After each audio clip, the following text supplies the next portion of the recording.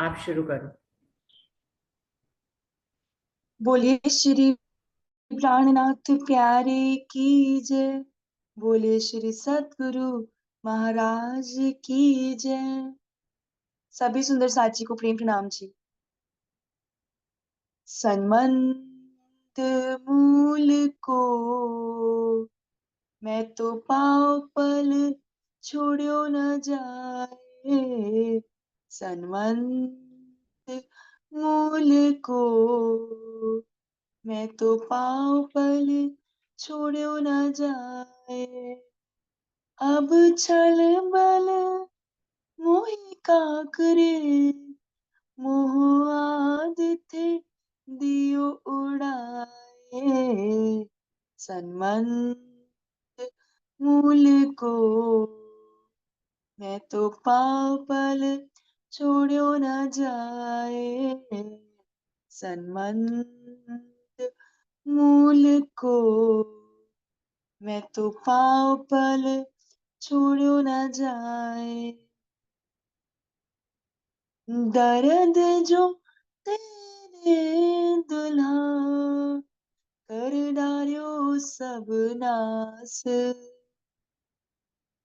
पर आस न छोड़े जीव को करने तुम विलास। सन्मंत मूल को मैं तो पाँव पल छोड़ो न जाए। सन्मंत मूल को मैं तो पाँव पल छोड़ो न जाए। विरहा न छोड़े जीव को आस विपियु मिलन। विरहा न छोड़े जीव को आस विपियु मिलन।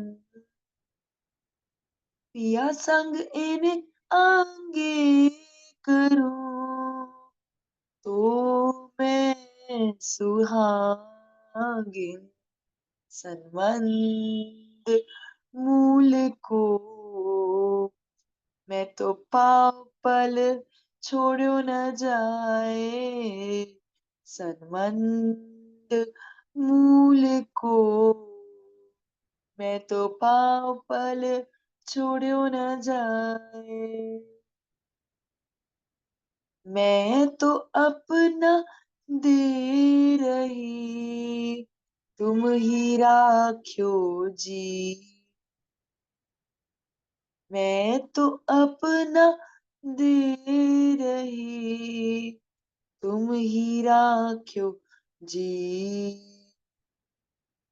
पल दे आप खड़ी करी कछु कारज अपने पियो। सन्मंत मूल को मैं तो पाँव पल छोड़ो न जाए। सन्मंत मूल को मैं तो पाँव पल छोड़ो न जाए। तुम आए सब आया, दुख गया सब दूर। तुम आए सब आया, दुख गया सब दूर। कहे महामति सुख क्यों कहूँ जो उदयमूल अंकुर। कहे महामति सुख क्यों कहूँ जो उदयमूल अंकुर। सन्मंत मूल को मैं तो पाँव पल छोड़ो न जाए। अब छल बल मोहि का करे, मोह आदत दियो उड़ाए। सन्मंत मूल को मैं तो पाँव पल छोड़्यो न जाए, मैं तो पाँव पल छोड़्यो न जाए, मैं तो पाँव पल छोड़्यो न जाए। बोलो श्री प्राणनाथ प्यारे की जय। बोलो श्री सद्गुरु महाराज की जय। सभी सुंदर साथी को प्रेम प्रणाम जी। प्रणाम जी, धन्यवाद चित्रांशी। शुरू करते हैं सुंदर साथ जी। सभी को प्रेम प्रणाम। प्रथम लागू दोई चरण को, धनिये ना छुड़ाइयो खींड, लाख तली लालेड़िया, मेरे जीव के ही जीवन, इन पांव तले पड़ी रहूं। धनी नजर खोलो बातून, पलना वालों निरखो नेत्रे, मेरे जीव के ही जीवन, मेरे जीव के ही जीवन। श्री बंदो सतगुरु चरण को, करूं सो प्रेम प्रणाम। अशुभ हरन मंगल करन, धनी श्री देव चंद्र जी नाम। श्री प्राणनाथ निज मूल पति, श्री मेहराज सुनाम। तेज कुंवर श्यामा युगल, जी को पल पल करूं प्रणाम। पिया जी को पल पल करूं प्रणाम।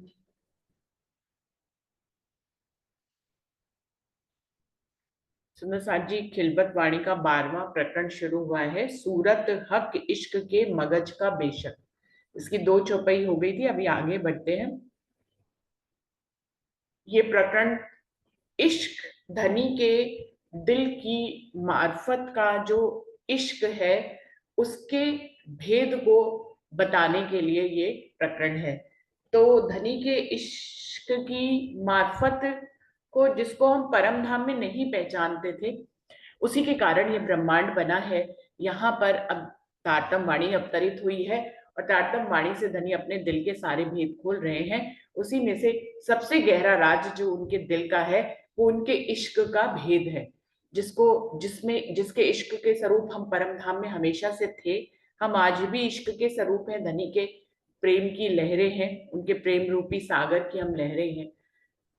तो धनी के इश्क को हम इश्क के स्वरूप होते हुए भी पहचानते नहीं थे, क्योंकि हमारे परम धाम में ज्ञान की लीला, ज्ञान के सागर की लीला नहीं होती थी, धनी के मेहर की सागर की लीला नहीं होती थी। तो इश्क से हमें दूर किया गया, फरामोश किया गया। इश्क से फरामोश होकर हम परम धाम को से फरामोश हो गए, धनी के स्वरूप से, और अपने मूल तन से फरामोश हो गए। आज हम अपने आप को, हमारी नजर जो है एक जीव के ऊपर पड़ी हुई है, उस जीव को ही हम अपना वास्तविक तन मानते हैं और उसी के अनुसार हम लीला भी कर रहे हैं। लेकिन जब उस जीव को तारतम वाणी मिल जाती है, धनी अपनी मेहर से दे देते हैं, मेहर की लीला यहीं पर ही घटित हो रही है। तो अपनी मेहर करते ही हम धनी की तारतम वाणी से जुड़ जाते हैं। जब तारतम वाणी से जुड़ना भी एक मेहर है, और इस मेहर से फिर हम धनी के इश्क को पहचान जाते हैं, ये भी एक मेहर है। तो इस तरह से हम धनी की मेहर को और इलम के सागर में यहाँ झेलते हुए हम इश्क के सागर तक पहुंचते हैं। तो यहाँ पर ये ब्रह्मांड जो है वो पूरा धनी के हुक्म का ब्रह्मांड है, धनी के मेहर के सागर का ब्रह्मांड है, धनी के इलम के सागर का ब्रह्मांड है। और इन दोनों के माध्यम से हम धनी के इश्क के सागर तक पहुंचते हैं। तो ये बहुत सुनहरा अवसर है जिसकी हम शिकायत करते हैं, लेकिन ये अगर हम ज्ञान से देखें और धनी की मेहर को अपने ऊपर पल पल देखें, तो ये बहुत ही सुनहरा अवसर है और इस सुनहरे अवसर का हमें लाभ लेना चाहिए। परम धाम में एकांत का सुख नहीं है, लेकिन इस खेल में एकांत का सुख है। हर सखी अपना अलग सुख धनी के साथ ले सकती है और किसी दूसरी सखी को पता भी नहीं लग सकता है।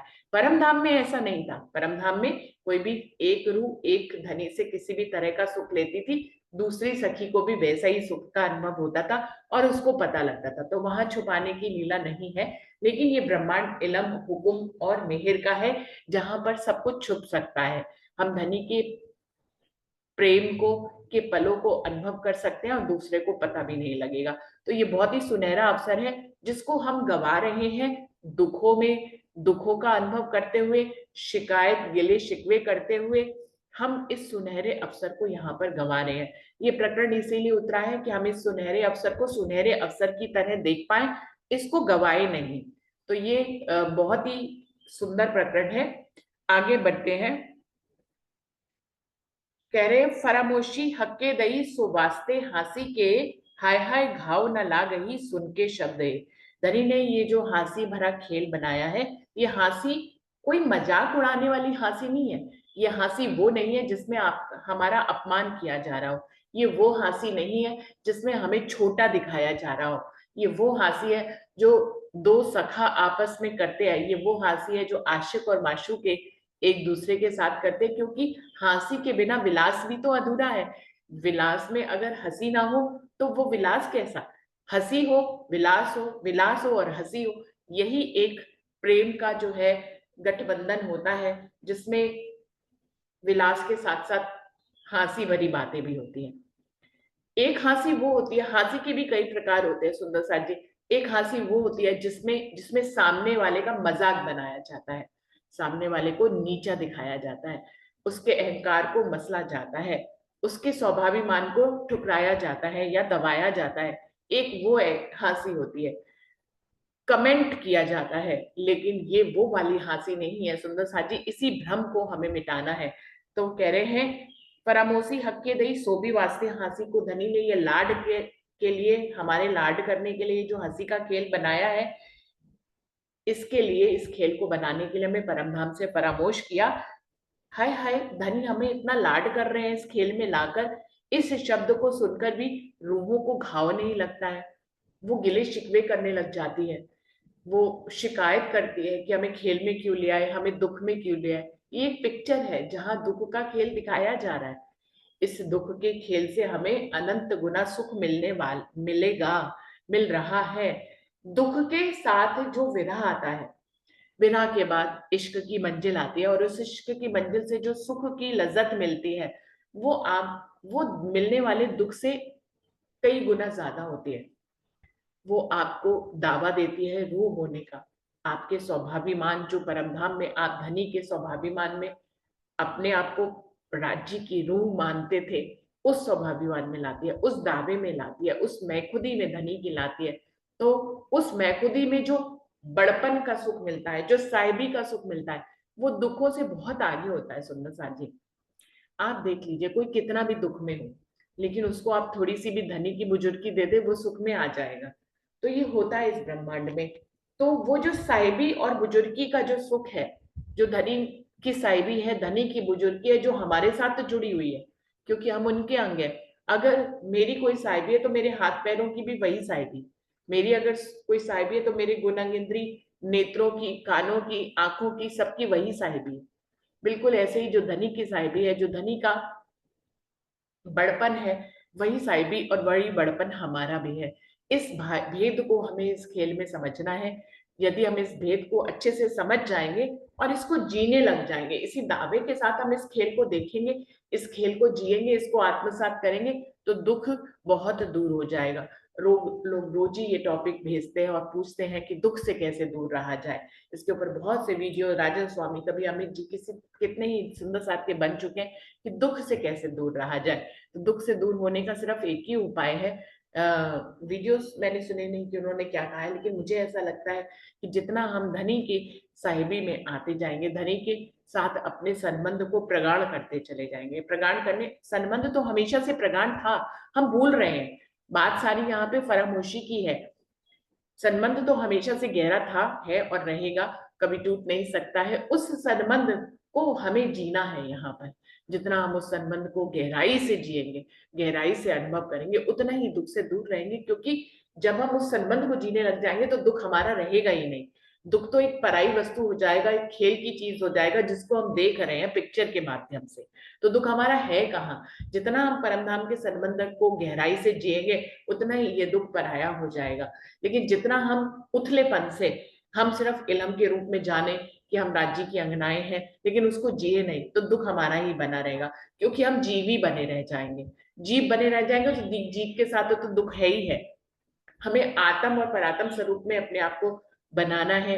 आत्म और परात्म में खुद को जीना सिखाना है। आत्म परात्म से इस खेल को देखना की प्रैक्टिस करनी है हमें। जितना हम इस अनुकर्म को करते जाएंगे उतनी मेहर होती चली जाएगी।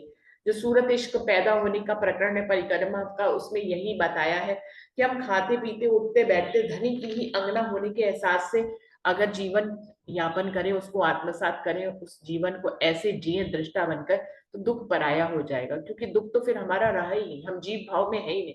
जितना जीव भाव में रहेंगे उतना दुख करीब होगा, जितना आत्म और परात्म के भाव में रहेंगे उतना दुख दूर हो जाएगा, क्योंकि दुख पराया हो जाएगा, पिक्चर में हो जाएगा, और पिक्चर को देखने वाले हम हो जाएंगे। तो सुंदर साथ जी चितवनी के जितने भी माध्यम हो, जितने भी तरीके बताए जाते हैं, सब थोड़ा अलग अलग मान लीजिए बताते हैं। उन सभी में हम सबको आत्म स्वरूप, आत्म से परात्म स्वरूप में होना होता है।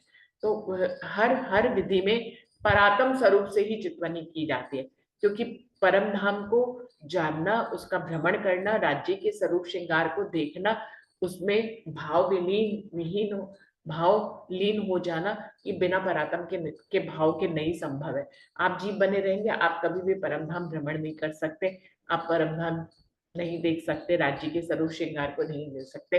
परात्म स्वरूप होकर जब हम उन्हीं का ही अंग है, तो उन्हीं के ही अंग के भाव में जाएंगे तो उनको देख पाएंगे। यदि हम उनके अंग, कौन आशिक के अंगों को देख सकता है? माशूक ही तो देख सकता है, कोई दूसरा तो उसके अंगों को नहीं देख सकता ना। तो पूरा परम धाम जो है 25 पक्ष धनी के हकीकत का स्वरूप है, धनी के ही अंग है। परम धाम का जरा जरा धनी का ही अंग है। स्वयं धनी के आभूषण वस्त्र भी धनी के ही अंग के स्वरूप है, उनके आभूषण भी उनके अंग के स्वरूप है। तो धनी के अंगों को देखने के लिए धनी का अंग ही बनना पड़ेगा, यानी कि आशिक का माशूक बनना पड़ेगा। और अगर वो माशूक है तो हमें आशिक बनना पड़ेगा, किसी दूसरे को परमिशन नहीं होती उसके अंगों को देखने की। तो यही, इस भाव से जितना गहराई से हम चितवनी करेंगे कि हम धनी के अंग हैं, उतना ही हम धनी के अंगों के करीब पहुंच जाएंगे और हम उनके अंगों को देख पाएंगे, उसकी सुख और उसकी लज्जत ले पाएंगे।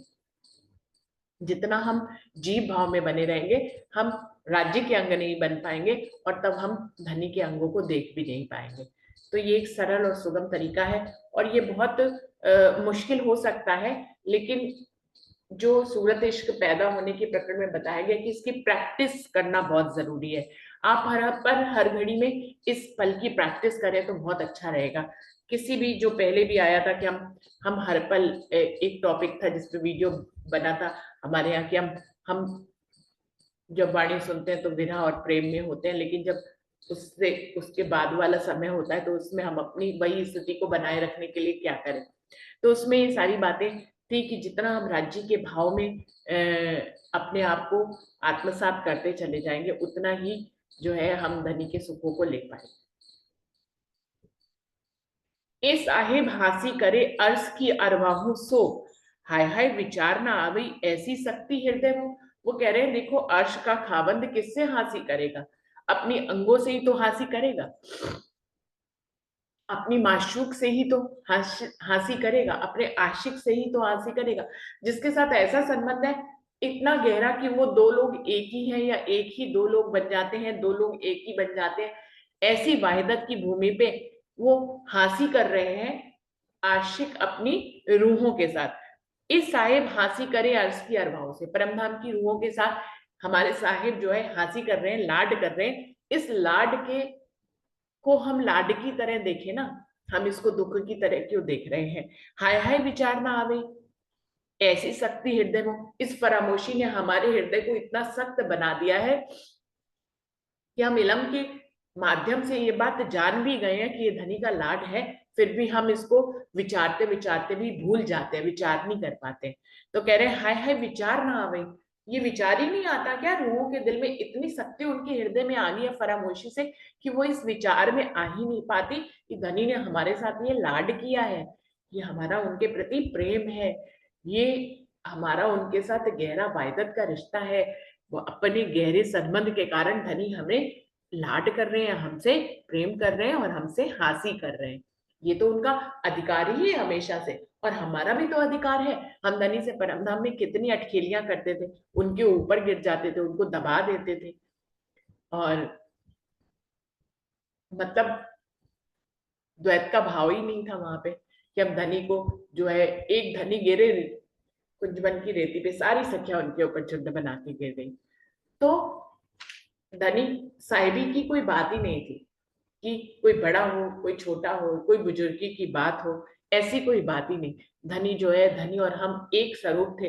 जब एक स्वरूप है तो हंसी तो कर ही सकते हैं ना, लाड तो कर ही सकते हैं। तो वैसा ही लाड उन्होंने हमारे साथ किया। हमारे दिल इतने सख्त हो गए फरामोशी के कारण कि हम धनी की इस बात को विचार ही नहीं करते। ए साहिब किने ना देखिया, नाकिन सुनिया कान, ढूंढ गए त्रैगुन पर पाया ना काहू निदान। वो कह रहे हैं किसने तुम्हारे साथ लाड किया, पहले उसकी साहिबी को तो समझो। किसने, कौन तुम्हारे साथ लाड कर रहा है? ना तुम अपनी साहिबी समझ रही हो, राज्य कह रहे हैं, ना तुम मेरी साहिबी समझ रही हो। ये साहिब किन्हें ना देखिया, ये ऐसा साहिब है जो तुम्हारे साथ लाड कर रहा है, जिसको आज दिन तक किसी ने देखा नहीं। नाकिन सुनिया कान, किसी ने कानों से उसके बारे में भी नहीं सुना। ढूंढ गए त्रैगुण, अब ब्रह्मा विष्णु महेश से आगे किसकी बात करें, ब्रह्मा विष्णु महेश भी उनको ढूंढते ढूंढते थक गए। पर पाया ना काहू निदान, लेकिन किसी को भी अक्षरातीत पूर्ण पारब्रह्म मिले नहीं। मिलना, मिलना तो संबंध और वायदत में आना तो बहुत दूर की बात है, किसी को वो मिले ही नहीं। और हम तो उनकी वायदत के स्वरूप है, हम तो उनकी निस्बत के संबंध है, हम तो उनकी नूर का संबंध है हमारा उनके साथ। प्रेम का, इश्क का संबंध है। तभी तो हमसे हंसी कर रहे हैं, तभी तो हमसे लाड कर रहे हैं। वो कह रहे हैं उसकी साहिबी को तो समझो, कौन तुम्हारे साथ लाड कर रहा है। एक पल थे पैदा फना कोट ब्रह्मांड नूर के, सो नूर नूर जमाल के मुजरे आवते। अब ये सारी चौपाइयां आगे किस लिए आ रही है, धनी की साहिबी को दर्शाने के लिए आ रही है कि त्रिगुण तक उसको ढूंढ ढूंढ के थक गए, उनको वो मिला नहीं। और वो अक्षर ब्रह्म जिसके एक पल के करोड़वें हिस्से में कई हजारों असंख्य ब्रह्मांड बनते हैं और मिट जाते हैं। तो पूरे ब्रह्मांड के स्वामी तो जो है महाविष्णु कहलाते हैं, लेकिन महाविष्णु जो है वो अक्षर के मन के स्वरूप है। उस अक्षर तक भी कोई पहुंच नहीं पाता है। वो अक्षरातीत जिसके, वो अक्षर जिसके एक पल में के करोड़वें हिस्से में कई ब्रह्मांड बनते और मिटते हैं, वो अक्षर ब्रह्म धनी के दीदार करने उनके चांदनी चौक में आता है। तो ऐसा साहिब बुजरक तो अक्षर ब्रह्म है, और अक्षर ब्रह्म जिसका दर्शन करने जाता है वो अक्षरातीत है। सोचो कितनी बड़ी साहिबी है।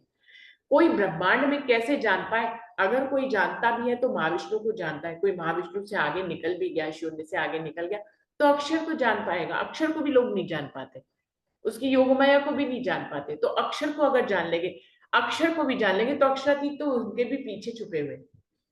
तो कितने गुज वेद में छुपे हुए धनी है, उनकी साहिबी को हमें समझना है।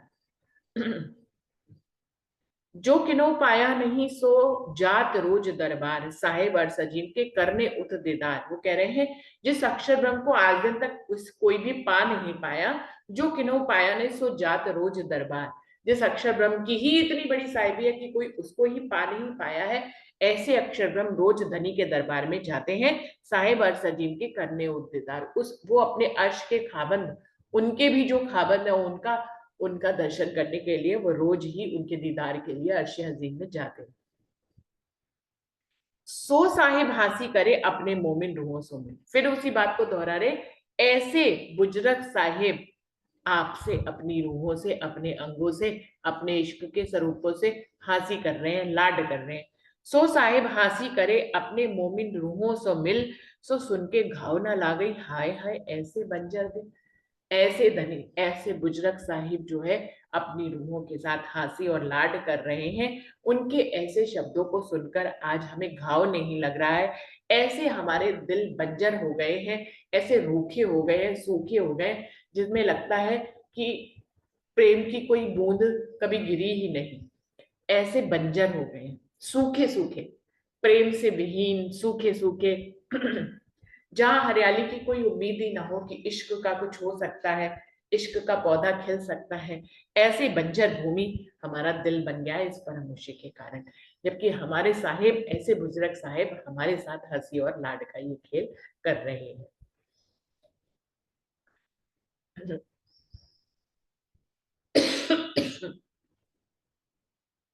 हंसी करी किन बात की भात की, हासी करी किन भात की, फरामोशी दई किन, पर हाय हाय दिल न विचारे, कोई ऐसा दिल हुआ कठिन। इस फरामोशी ने हमारे दिल को इतना कठिन और कठोर बना दिया है कि हमारा दिल किसी बात के लिए विचार ही नहीं करता। जबकि ये तारतम वाणी हमें विचार करने के लिए ही आई है, हमें मंथन करने के लिए आई है, ये सारे भेद खोल रही है। लेकिन इन भेदों को खोलने का कोई फायदा ही नहीं यदि हम इसको आत्मसात ना करें। ये वाणी का तभी फायदा है। ये जादुई शब्द है, लेकिन इन शब्दों को हम आत्मसात ही नहीं करेंगे तो ये जादू कैसे करेंगे। तो जादू करने के लिए भी इन शब्दों को आत्मसात करना पड़ेगा। हासी करी किन भात की, फरामोशी दई किन, किसने हमें ये फरामोशी दी है, और हम सारे साथ कौन ऐसी गहरी हंसी कर रहा है, इस बात को हमें समझना होगा, हमारे दिल को समझना होगा। तो कह रहे हैं हाय हाय दिल ना विचारे ही, कोई ऐसा दिल हुआ कठिन, हमारा दिल ऐसा कठिन हो गया कि हम किसी बात का हमारा दिल विचार ही नहीं करता है। हम जान जान के भी धनी की साहिबी को नहीं जान पाते, हम जान जान के भी अपनी साहिबी को नहीं जान पाते, जान जान के भी वाहिदत, निस्बत, इश्क, इलम, मेहर, इन सबको हम जान जान के भी नहीं जान पाते। मेहर के टॉपिक में बोलने के लिए बोला तो बहुत लोगों ने, लेकिन फिर भी सबको पहले ये लगा कि मेहर करोड़ गुना बढ़ेगी तो कैसे बोले, नहीं समझ में आता। तो हम सब कुछ जानते हैं, हम जो चौपाइयों को हम रोज ही पढ़ते हैं, जिन शब्दों को हम रोज ही हमारी नजरों के आगे से गुजरते हैं, हम वाणी मंथन में लगे रहते हैं, लेकिन फिर भी जब कभी उसके ऊपर बोलने का मौका आता है, उसको समझने का मौका आता है, तो हमारा दिल कठिन हो जाता है, हमसे बोला नहीं जाता, हमसे समझा नहीं जाता, और फिर वो टिकता भी नहीं है, जिसको समझे ना वो टिकता भी नहीं है।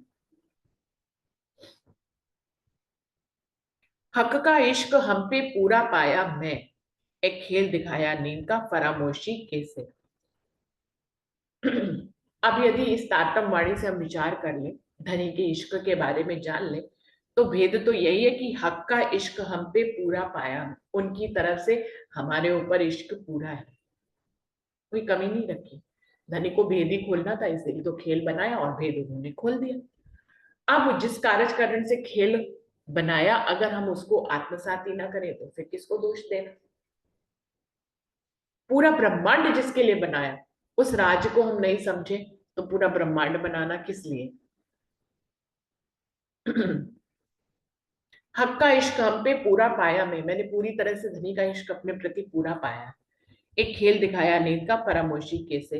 ये फरामोशी देकर ये जो नींद का हमें खेल दिखा रहे हैं, ये धनी का लाड है, इसको मैंने पूरी तरह से समझ लिया। धनी का प्रेम है, इश्क है, इसको भी मैंने अच्छी तरह से जान लिया कि धनी का अपनी तरफ से इश्क पूरा है। इलम भी पूरा दिया, दिल जरा न मैं को सक, सुख देखे बेशक अर्ज के, तो क्यों ना आवे हक इश्क। वो कह रहे हैं एक तो हमें अपना इश्क और अपना लाड में, धनी ने ये लाड फरामोशी का हमें खेल दिखा दिया, हमें फरामोश करके दुख का खेल, नींद का खेल हमें दिखा दिया, फिर हमें इलम देकर पूरी पहचान भी करा दी। इलम भी पूरा दिया, पूरा इलम दिया, अधूरा अधूरा नहीं दिया, पूरा इलम दिया। इलम भी पूरा दिया, जित जरा न मैं को सक, मुझे किसी भी प्रकार की किसी भी बात में कोई संशय भी नहीं रह गया। सुख देखे बेशक अर्ज के, इस इलम के माध्यम से मैंने परम धाम के अनेकों सुख देखे, इस बात में कोई संशय नहीं है। सुख देखे बेशक अर्ज के, हमने परम धाम के अनंत सुखों को इस इलम के माध्यम से जाना, पहचाना, उनको लिया, आत्मसात किया, उन सुखों को भोगा, उन सुखों की लज्जत को हमने लिया, इसमें कोई भी संशय नहीं है।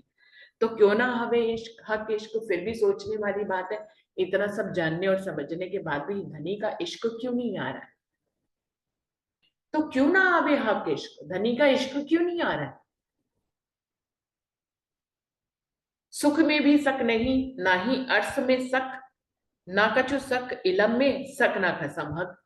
अब इश्क प्रश्न कर रही है इंद्रावती कि इश्क क्यों नहीं आ रहा, जब पूरी पहचान हो गई है, शब्दों को समझ गए हैं हम, धनी की मेहर को समझ गए, धनी के इलम को समझ गए, अपनी साहिबी को समझ गए, उनकी साहिबी को समझ गए, फिर भी इश्क क्यों नहीं आ रहा है। तो खुद ही जवाब भी आगे आगे चौपाइयों में देती चली जाएंगी और प्रश्न भी करती चली जाएंगी। सुख में भी सक नहीं, हमें जो धनी सुख दे रहे हैं, यहाँ पर सुखों की लज्जत दे रहे हैं, उसमें किसी भी प्रकार का कोई संशय नहीं है। ना ही अर्थ में सक, ना ही परम धाम में हमें किसी प्रकार का संशय, ना कछु सक इलम में, और ये जो तारतम वाणी है इसमें भी हमें कोई संशय है नहीं। सक ना खसम हक, और धनी हमारे निस्बती, हम उनके निस्बती, हम उनके संबंधी हैं, हम उनकी वायदत और इश्क के स्वरूप है, इस बात में हमें कोई संशय नहीं। धनी के होने में भी हमें कोई संशय नहीं। सकना रही कछु खेल में, सकना आए देखन, सकना मैं हक की और सकना गिरो मुंह में, इस बात में भी कोई संशय नहीं रह गया है। सकना रही कछु खेल में कि ये नींद का खेल बनाया गया, हमें इस बात में कोई संशय नहीं है। सकना आए देखन, इस बात में भी कोई संशय नहीं है कि हम इसको देखने के लिए आए हैं, खेलने के लिए नहीं आए हैं। सकना मैं हक की, और इस बात में भी मुझे कोई संशय नहीं कि मैं धनी की अंगना उनकी निस्बती हूँ, उनकी वायदत का स्वरूप हूँ। और सकना गिरोह मुंह में, और परम धाम से और रूहें जो यहाँ पर आई हैं उनके गिरोह में भी मुझे किसी भी प्रकार का कोई भी संशय नहीं है। शक नाही कुदरत में, शक नाही कादर, शक नहीं कयामत में, सब अरवाएं उठे जो कर। शक नहीं कुदरत में, ये कुदरत क्यों बनी, ये कुदरत क्या है, हमें इस बात में कोई संशय नहीं। सुंदर सा जी परम धाम के मोमिन जब इस ज्ञान को ले लेते तो उन्हें किसी भी प्रकार की कोई भी बात ऐसी नहीं होती जो नहीं पता। ब्रह्मांड कैसे बना, ये कुदरत का पसारा कैसे हुआ, हम सबको मालूम है। इस कुदरत का जो कादर है, जो बनाने वाला है, वो कौन है, वो भी हमें मालूम है। देखने में महाविष्णु लगते हैं या ब्रह्मा विष्णु महेश लगते हैं, पर वास्तव में कादर कौन है, अक्षर ब्रह्म है। और अक्षर ब्रह्म के भी पीछे देखे तो अक्षरातीत के हुक्म से ही ये ब्रह्मांड बनता है। तो शक नहीं कुदरत में, इस कुदरत में जो बनाई गई इसमें हमें किसी भी प्रकार का संशय नहीं कैसे बनी है। शक नहीं कादर, और इसको बनाने वाले कादर के बारे में भी हमें कोई संशय नहीं है। शक नहीं कयामत में, और हमें 7वें दिन में कायमी हो जाएगी, इस बार 8 रिश्ते बन जाएंगे योग माया के ब्रह्मांड में, इसमें भी हमें किसी भी प्रकार का संशय नहीं है। सब अरमाएं उठे झुकर 8 रिश्तों में परमधाम के मोमिनों के जीव, ईश्वर सृष्टि के मोमिनों के जीव और बाकी जीव सृष्टि के जीव कैसे वहां पर योग माया के ब्रह्मांड में जागृत होकर इस लीला को करेंगे, इसमें हमें किसी भी प्रकार का कोई भी संशय नहीं।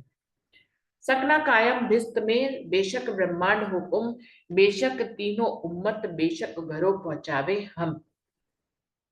जो अखंड योग माया में कायम भिस्ते बनेंगे उसमें हमें किसी भी प्रकार का कोई भी संशय नहीं है।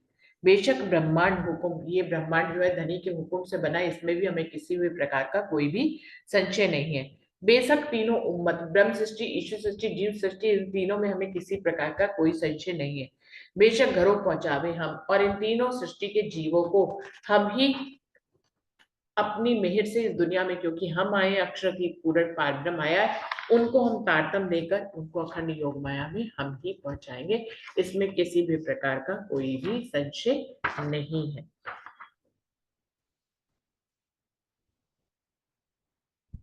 बेशक फरामोशी में हक, बेशक मिले हम साथ, बेशक ताला खोल गया, बेशक कुंजी हमारे हाथ। हाँ, इस बात में कोई संशय नहीं कि धनी ने हमें फरामोश किया, लेकिन इस फरामोशी में भी धनी आकर हमसे आगे से मिले, इस बात में भी कोई संशय नहीं है। हमें आगे से आकर तारतमवाणी पद हमें दे दी, इसमें कोई संशय है सुंदर साची, कोई संशय नहीं। अभी कल ही मेहर का बखान कर रहे थे कि धनी की मेहर कितने रूपों में यहाँ पर आती है, तो तारतम वाणी भी उनकी मेहर का ही एक स्वरूप है। इसको मेहर का सागर भी कह सकते हैं सुंदर साची, इलम का सागर तो ये है ही है, राज्य तो इसमें बैठे ही बैठे हैं, श्यामा बनाने की रचना है, लेकिन इसको मेहर का सागर भी कह सकते हैं। ये धनी की मेहर ही है जो तारतम वाणी हम तक आई है। तो कह रहे हैं बेशक धनी ने हमें फरामोश किया, लेकिन आगे से आकर हमसे मिले भी सबसे पहले, तो इसमें भी कोई संशय नहीं है। बेशक ताला खोल दिया और कुंजी भी हमें दी, और उस तालों को खोलने की चाबी भी हमें दी। ताला उन्होंने स्वयं ही लगाया था और खोलने की चाबी भी हमें ही दे दी, तो इस बात में भी किसी भी प्रकार का कोई भी संशय नहीं। सुंदर साथ जी 15 चौपाई तक हो गया, यहीं पे चौपाई को दोहराते हैं। बेशक फरामोशी में हक्के बेशक मिले हम साथ, बेशक ताला खोलिया, बेशक कुंजी हमारे हाथ, बेशक कुंजी हमारे हाथ। बोलिए श्री प्राणनाथ प्यारे की जय, बोलिए श्री सद्गुरु महाराज की जय, सर्व सुंदर साथ की जय।